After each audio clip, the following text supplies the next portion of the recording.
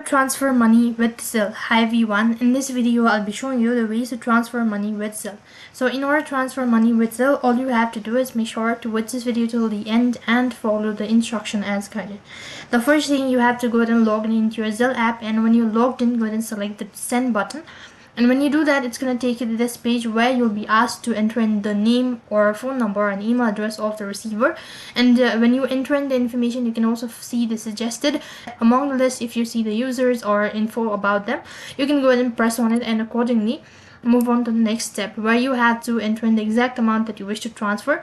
So type in the information and click on the review button located right at the bottom. So next, you have to go ahead and review the information that you provided. If you're sure about it, click on confirm, and then you'll be able to see the statement as successfully transferred money. So that is how you can transfer money from Zelle app. That is all for this video. I hope the video was helpful. Make sure to like, share and subscribe to our channel. Thank you for watching. See you in the next video.